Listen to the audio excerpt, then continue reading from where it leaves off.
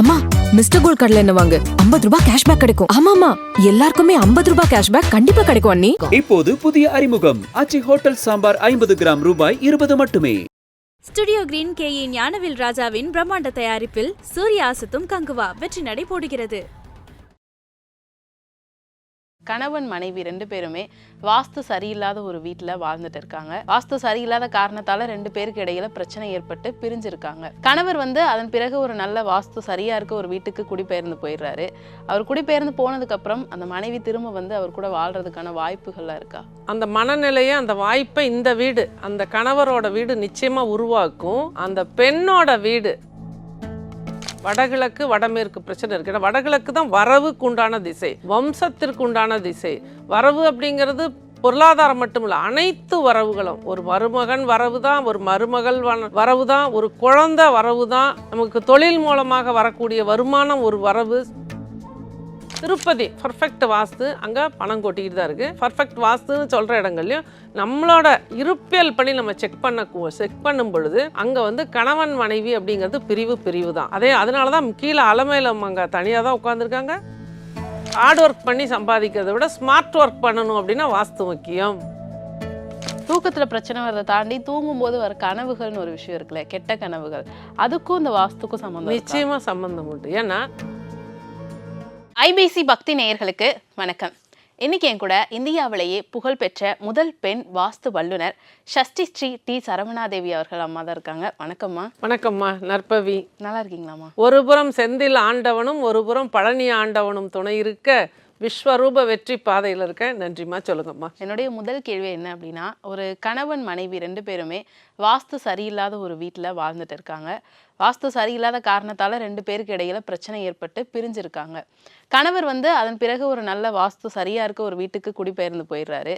அவர் குடிபெயர்ந்து போனதுக்கு அப்புறம் அந்த மனைவி திரும்ப அவர் கூட வாழ்றதுக்கான வாய்ப்புகள்லாம் இருக்கா? நிச்சயமா அந்த மனநிலையை அந்த வாய்ப்பை இந்த வீடு அந்த கணவரோட வீடு நிச்சயமா உருவாக்கும்.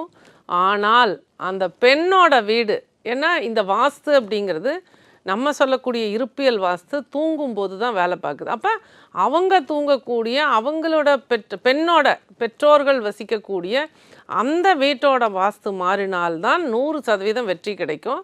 ஆனால் இதில் ஒரு இணக்கமான இந்த கணவர் வீட்டை சரி பண்ணும் பொழுது எவ்வளோ பெரிய பிரச்சனைகள் இருந்தாலுமே அந்த பிரச்சனைகள்லாம் அங்கே உடஞ்சிரும். அப்போ அந்த இடத்துல ஒரு யாராவது ஒரு மீடியேட்டர் வருவாங்க, அல்லது அந்த பெண்ணை சமாதானப்படுத்தக்கூடிய ஒரு வாய்ப்பு நிச்சயமாக கிடைக்கும். அதன் பிறகு நிறைய பேர் இதில் மிராக்கிளாக சேர்ந்துருக்காங்க. ஏன்னா நான் வாஸ்து பார்க்குற இடங்களில் வாஸ்து மட்டும் அல்லாமல் வாஸ்து கரெக்ஷன் ப்ளஸ் சுவிட்ச் வேர்ட்ஸு, நம்பர்ஸு, அவங்களோட அஸ்ட்ராலஜி, அவங்களோட ஜாதகம், பிருகுநந்தி நாடி ஜோதிடத்தின் அடிப்படையில் அவங்களோட ஜாதகப்படி அவங்களுக்குள்ள கர்மா பிரச்சனைகள் என்ன, அதற்கு என்ன கோவில்களுக்கு போகணும், என்ன தானங்கள் கொடுக்கணும், தானத்தில் தான் இந்த நம்ம கர்மாவை வெல்ல முடியுமே தவிர அந்த தானம் அப்படிங்கிறது நம்ம கொடுக்க ஆரம்பிக்கும் பொழுது நம்மளோட என்ன மாற்றங்கள், அந்த கருணை, அன்பு, நேர்மை இது எல்லாமே வந்துடும். அப்போ அந்த இடத்துல இந்த கர்மாவை ஜெயிச்சு வெளியில் வர்றதுக்கு உண்டான வாய்ப்பை உருவாக்கி கொடுத்துரும். அப்போ அந்த நிலையில் இருக்கும்போது அந்த ஈகோ அப்படிங்கிறது அங்கே இருக்காது. பெரும்பாலான கணவன் மனைவி பிரச்சனைகளுக்கு காரணம் ஒன்று ஈகோ, ஒன்று சந்தேகம். இந்த 2 விஷயத்தை நம்ம உடைக்கிறதுக்கு அற்புதமான ஒரு டூல் தான் இந்த தானம் கொடுக்குறது. அப்போ அவங்க ஜாதகத்தின் அடிப்படையில் என்ன தானம் எந்த டைமில் எந்த நாளில் கொடுக்கணும், அழகாக ஈஸியாக உடைச்சிடலாம். பிறகு அவங்களோட 2வது நட்சத்திரத்தை எப்படி ஆக்டிவேட் பண்ணணும், வீட்டில் வாஸ்து கரெக்ஷன்ஸ் என்னென்ன. பெரும்பாலும் இந்த மாதிரி கணவன் மனைவி பிரிவு அப்படிங்கிறது வடமேற்கு சார்ந்தது இருக்கும். ஏன்னா வடமேற்கு அப்படிங்கிறது ரத்த உறவுகள் தொடர்பான விஷயத்தை வச்சுருக்கு. அங்கே படிக்கட்டு போட்டிருப்பாங்க, உள்ள வீட்டுக்குள்ளேயே படி போட்டிருப்பாங்க, அல்லது அந்த இடத்துல டாய்லெட், வடமேற்கில் டாய்லெட் வர்றதும் தவறு தான். அது போலவே அந்த இடத்துல தேவையில்லாத, அதாவது அந்த வடமேற்கு பார்த்த வீடாக இருந்தால் அந்த வடமேற்கை கட் பண்ணி போர்ட்டிக்கோ போட்டிருப்பாங்க, அந்த வீடுகள்லேயும் இந்த பிரச்சனை இருக்கும். அது போலவே அந்த இடத்துல தேவையில்லாத விஷயங்கள், அடுப்பு, அதாவது தெற்கு பார்த்த வீடாக இருந்தால் வடமேற்கில் தான் கிச்சன் அப்படிங்கிறத அமைப்பாங்க. அப்போ அந்த அடுப்பு எந்த இடத்துல எந்த 22 டிகிரியில் எரியுது, அது வடமேற்கில் கிச்சன் இருந்தால் எந்த 22 டிகிரியில் அடுப்பு எரியுதுங்கிறதும் ரொம்ப முக்கியம். அப்போவும் அந்த வடமேற்கு சார்ந்த பிரச்சனைகள் வந்துடும். அப்போ ஒரு பெண்ணோட வாழ்க்கை தரம் அப்படிங்கிறது மட்டுமல்லாமல் நம்ம வீட்டுக்கு வரக்கூடிய பெண்ணோட அந்த சம்பந்தபுரம், அந்த சம்பந்திங்களோட நிலையும் அந்த வடமேற்கு தான் வச்சுருக்கு. அப்போ அந்த வடமேற்கு சரி பண்ணும் பொழுது மனநிலையில் மாற்றம் யார்? கணவருக்கு தான் முன்ன மாற்றம் வரும். ஏன்னா உன் வாழ்க்கை உன் கையில். நம்ம வாழ்க்கையில் ஏற்படுகிற எல்லா பிரச்சனைக்கும் அவங்கவுங்க தான் காரணம். அப்போ கணவர் மாறும் பொழுது கொஞ்சம் நாள் எடுக்கும், டைம் எடுக்கும். ஆனால் மனைவி வந்து சேருவதற்குண்டான வாய்ப்புகள் நிறையவே இருக்கும். ஆனால் பெண்ணோட வீட்லேயும் கரெக்ட் பண்ணிட்டாங்க அப்படின்னு ரொம்ப சீக்கிரமாக சேர்ந்துருவாங்க. ரொம்ப நல்லாயிருக்கும். ஏன்னா ரத்த உறவுகள் அப்படிங்கிறதையும் கணவன் மனைவி உறவு அப்படிங்கிறதையும் இந்த வடமேற்கு, தென்கிழக்கு, தென்மேற்கு இது 3 தான் வச்சுருக்கு. இப்போ பொதுவாக கணவன் மனைவிக்கு இந்த மாதிரி பிரச்சனைகள் வருது வாஸ்து சரியில்லைனா. இதே வாஸ்து சரியில்லாத ஒரு வீட்டில் வாழ்கிறாங்க, ஒரு குடும்பமாக இருக்காங்கன்னா அவங்க குடும்பத்தில் என்ன மாதிரி பிரச்சனைகள்லாம் ஏற்படும்? எல்லாமே தடை தான்மா. வருமானம் வர்றதில் தடை இருக்கும். வந்த வருமானம் தேவையில்லாமல் மருத்துவ செலவுகள் அதிகமாகும். எந்த இடங்களெல்லாம் இது ஒரு குறிப்பாக நம்ம வச்சுக்கலாம். எந்த வீட்டிலலாம் நம்ம நினச்சது நடக்கிறதே இல்லை, நம்ம ஒன்று நினச்சா அது ஒன்று நடக்குது, குழந்தைங்க வந்து நம்ம சொல்கிற பேச்சை கேட்குறது கிடையாது, நம்ம ஒரு இவ்வளோ மார்க் வாங்கன்னு நம்ம எய்ம் பண்ணியிருப்போம், அங்கே அந்த மார்க் அடிபட்டு போயிடும். அதுக்கெல்லாம் அந்த மாதிரி குழந்தைங்க எங்கெல்லாம் மார்க்கு குறைவாக இருக்கோ, நல்லா எய்ம் பண்ணி நல்லா படிப்பாங்க, நல்லா டேலண்ட்டாக இருப்பாங்க. எங்கெல்லாம் மார்க் அந்த மாதிரி குறையுதோ அந்த வீடுகளில் வடக்கு சவர் வந்து பாதிக்கப்பட்டிருக்கும். ஒன்றா விரிசல் இருக்கும், அல்லது இந்த மலைக்கு வந்து இப்படி பூஞ்சாம் பிடிச்ச மாதிரி இருக்கும், அல்லது நிறைய கிறுக்கல்கள் இருக்கும். இந்த மாதிரி வீடுகள்லாம் பிள்ளைங்க படிக்க மாட்டாங்க. இதெல்லாம் வாஸ்துவோட ஒரு ரூலு. அதே மாதிரி குழந்தைங்க படிக்கிறதுக்குன்னு ஒரு ரூம் அப்படின்னு பார்த்திங்கன்னா அந்த வடகிழக்க சொல்லுவோம், அதை பயன்படுத்திக்கலாம். அது போலவே நீங்கள் சொன்ன மாதிரி கணவன் மனைவி பிரச்சனைகள் அங்கே வருது, டைவர்ஸ் அளவுக்கு போகுது அப்படின்னாலும் நிச்சயமாக அந்த வீட்டில் வாஸ்து பிரச்சனை இருக்கும். சில பேர் வந்து தொடர்ந்து வந்து பல தொழில்களை முயற்சி பண்ணுவாங்க, ரொம்ப மனக்கோட்டை கட்டுவாங்க. இந்த தொழிலில் நம்ம இத்தனை வருஷத்துக்குள்ளே இவ்வளோ சாதிச்சிடலாம், இவ்வளோ பணம் வந்துடணும், கற்பனையிலே ஓடும் அவங்களோட லைஃப். ஆனால் ஒரு ஸ்டெப்பு கூட வைக்க முடியாது. கண்டிப்பாக அங்கே வந்து வடகிழக்கு வடமேற்கு பிரச்சனை இருக்குது. ஏன்னா வடகிழக்கு தான் வரவுக்கு உண்டான திசை, வம்சத்திற்கு உண்டான திசை. வரவு அப்படிங்கிறது பொருளாதாரம் மட்டும் இல்லை, அனைத்து வரவுகளும். ஒரு மருமகன் வரவு தான், ஒரு மருமகள் வரவு தான், ஒரு குழந்தை வரவு தான், நமக்கு தொழில் மூலமாக வரக்கூடிய வருமானம் ஒரு வரவு, சொத்து நிறைய சொத்து இருக்குது, வேலையில் இல்லை அவங்க, அந்த சொத்து மூலமாக ஒரு வருமானம் வருதுனால அதுவும் அந்த வடகிழக்கு தான். அப்போ நிறைய இடங்களில் பார்த்திங்கன்னா விவசாய நிலங்கள்லேயே ஒரு 4 பேர் வந்து ஒரு 50 ஏக்கரில் இருக்காங்க அப்படின்னா ஒரு 10 ஏக்கரில் இருக்கிறவங்களுக்கு நல்ல விளைச்சலாக இருக்கும். ஒரு குறிப்பிட்ட அந்த பயிரை ஒரு உதாரணத்துக்கு பார்த்திங்கன்னா ஒரு நிலக்கடலை பயிர் பண்ணுறாங்கன்னா அவங்களுக்கு வந்து விளைச்சல் அதிகமாக இருக்கும். அதே பக்கத்து தோட்டக்காரங்களுக்கு அங்கே வந்து விளைச்சல் இருக்காது. அந்த நிலத்தெல்லாம் போய் செக் பண்ணிங்கன்னா வடமேற்கு ஒன்றா நீண்டு இருக்கும் அந்த விவசாய பூமியை, அல்லது வெட்டுப்பட்டிருக்கும். இது 2 விஷயம் இருக்கும். அதுபோல் வடகிழக்கும் வெட்டுப்பட்டிருக்கும், நீண்டிருக்கிற இடத்துல வருமானம் வந்துடும், வெட்டப்பட்டிருக்கும். இது 2 விஷயமும், அதாவது வடகிழக்கு வெட்டுப்பட்டிருக்கும், குறுகி இருக்கும், அல்லது வடமேற்கு நீண்டு இருக்கும், அல்லது வடமேற்கு வெட்டுப்பட்டிருக்கும்.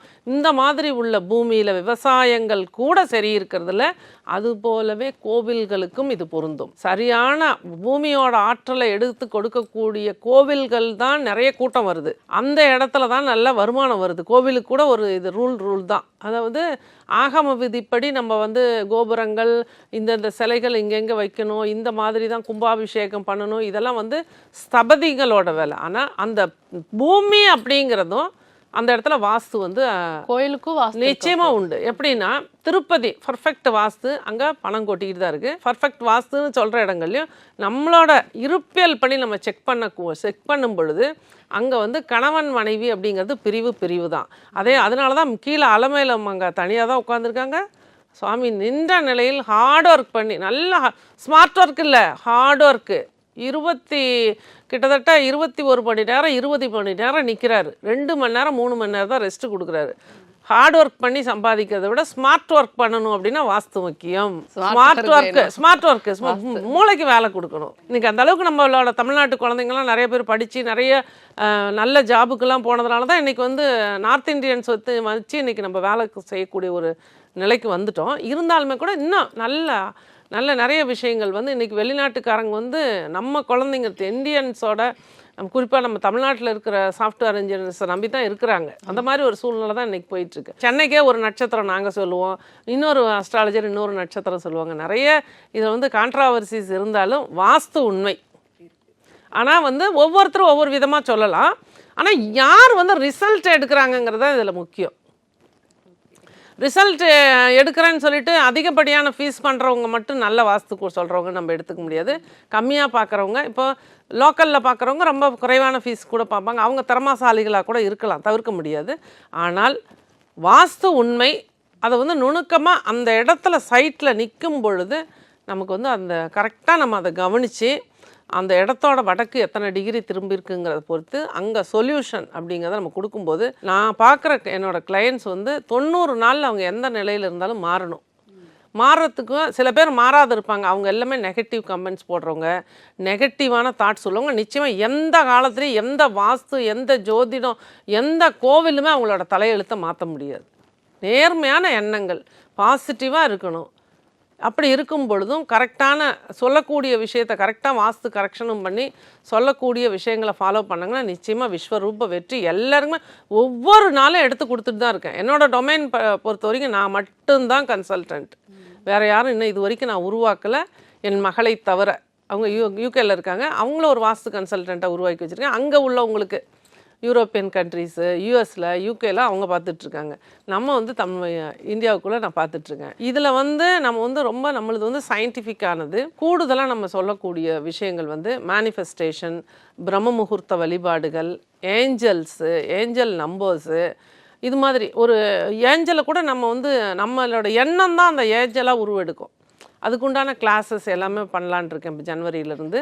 இந்த மாதிரி நிறைய இதில் உள்ளார நிறைய விஷயங்கள் நம்ம சொல்லி கொடுக்கறதுனாலையும் வாஸ்து எவ்வளோ பிரச்சனையாக தவறாக இருந்தாலும் அந்த இடத்துல இடிக்காமல் உடைக்காமல் வீட்டுக்குள்ளே வீடுங்கிற ஒரு கான்செப்டில் ஒரு ரூமை செலக்ட் பண்ணி அதை வந்து பர்ஃபெக்டாக வால் கூட 4 கார்னர் 90 டிகிரி இருக்கணும், 90+, 90- இருக்கணும்னு சொல்லிட்டு அதை வந்து தரைத்தளம் எப்படி, ஃப்ளோர் எப்படி இருக்கணும், அங்கே என்னென்ன பொருட்களை எங்கெங்கே வைக்கணும், எங்கே வெயிட் வைக்கணும், எங்கே வைக்கக்கூடாது, எங்கே ஜன்னல் இருக்கணும், இந்த மாதிரி நிறைய விஷயங்களை பார்த்து சிம்பிளாக செலவு இல்லாமல் அதிகபட்சமாக வாஸ்து பார்த்த பிறகு அவங்களுக்கு 5,000 10,000 ரூபாய்க்குள்ளே வாஸ்து கரெக்ஷன் முடிஞ்சிடும்.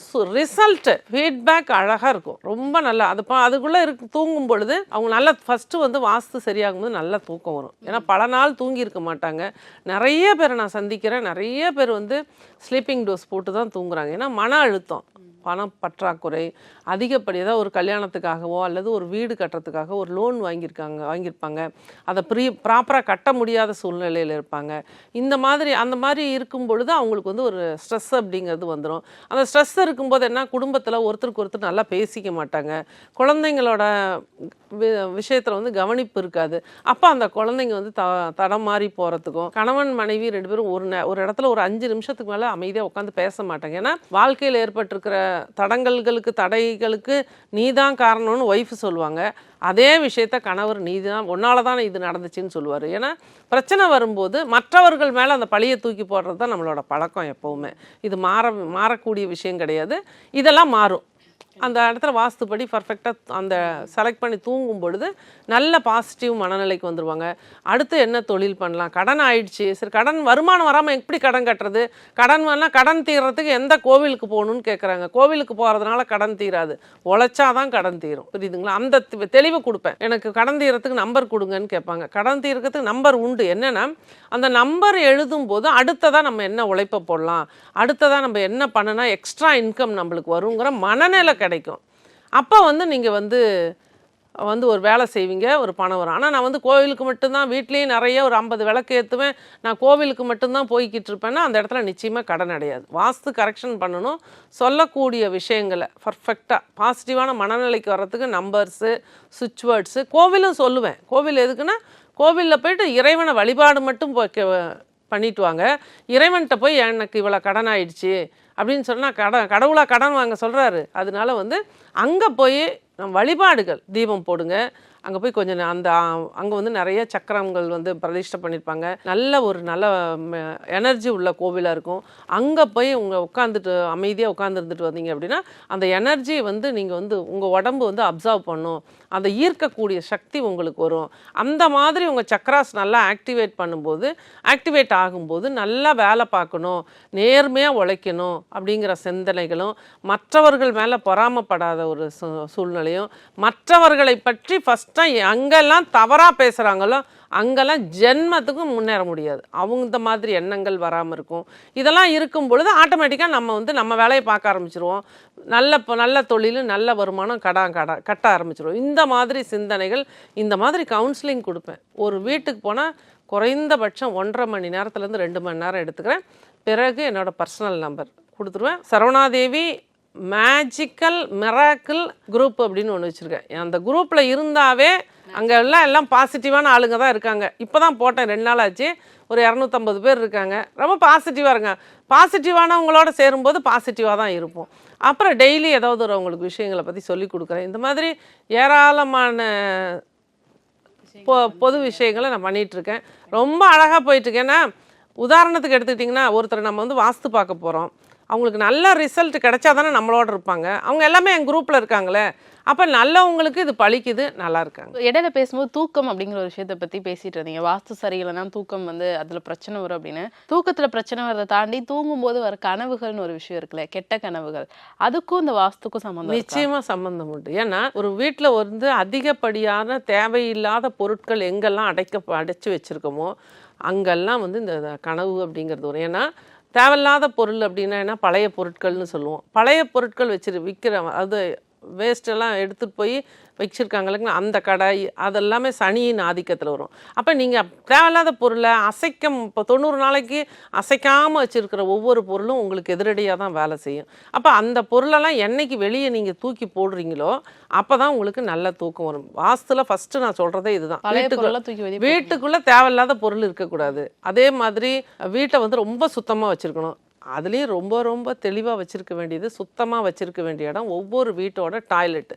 எல்லாருமே எல்லா வாஸ்து நிபுணர்களுமே டாய்லெட் இந்த இடத்துல இருக்கணும், அந்த இடத்துல இருக்கணும்னு சொல்கிறது ஒவ்வொருத்தரும் ஒவ்வொரு கருத்து வேறுபாடுகளில் சொல்கிறாங்க. அதை விட்டுருவோம். ஆனால் ஃபஸ்ட்டு டாய்லெட்டை சுத்தமாக வச்சுக்கோங்க. உங்கள் கிச்சனுக்கும் உங்களோட மெயின் ஹாலுக்கும் என்ன இம்பார்ட்டன்ஸ் கொடுக்குறீங்களோ அதை விட ஒரு 20% வந்து உங்களோட டாய்லெட்டுக்கு முக்கியத்துவம் கொடுக்கணும். ஏன்னா 50 ஆண்டுக்கு முன்னாடி எந்த வீடுகள்லையும் நம்ம தமிழ்நாட்டில் டாய்லெட் கிடையாது. ஒரு ரொம்ப பெரிய பணக்காரங்க வச்சுருந்துருக்கலாம். ஆனால் இன்றைக்கி வந்து எல்லாருமே ஒரு சிங்கிள் பெட்ரூம் கட்டினா கூட அதுக்குள்ளே டாய்லெட் அப்படிங்கிற ஒரு விஷயத்தை கொண்டு வந்துடும். அப்போ அந்த டாய்லெட்டை நீங்கள் சுத்தமாக வச்சுருக்கல அப்படின்னா அந்த இடத்துல நெகட்டிவ் எனர்ஜி தான் இருக்கும். ரெஸ்ட் ரூம் ரொம்ப க்ளீனாக இருக்கும். ரொம்ப க்ளீனாக இருக்கணும். அதே மாதிரி இப்போ தூங்குறது அப்படின்னு பார்க்கும்போது முன்னெல்லாம் வந்து எப்பவுமே சொல்லுவாங்க, அந்த அழுக்கு இதெல்லாமே வந்து நமக்கு தடை ஏற்படுத்தக்கூடிய விஷயங்கள் தானே. டாக்ஸின்ஸ் அப்படின்னாவே, கழிவுகள் அப்படின்னாவே அது நமக்கு தேவையில்லாத பொருள் தானே. அப்போ வந்து நம்ம வந்து வீட்டுக்குள்ளே கொண்டு வந்து வச்சாச்சு. இன்றைக்கி இருக்கிற இன்றைக்கி இருக்கிற அட்வான்ஸ் ஒரு நல்ல முன்னேற்றமான வாழ்க்கைக்கு நம்ம வச்சுட்டோம். அப்போ வச்சிருக்கிறத சுத்தமாக வச்சுருக்கணும்ல. கண்டிப்பாக. இப்போ இதெல்லாம் வலியுறுத்துவேன். அதே மாதிரி சுவர்கள் எங்கேயாவது பூஞ்சாம் பிடிச்சிருந்ததுன்னா நிச்சயமாக அதெல்லாமே சரி பண்ணணும், உடனே சரி பண்ணணும்.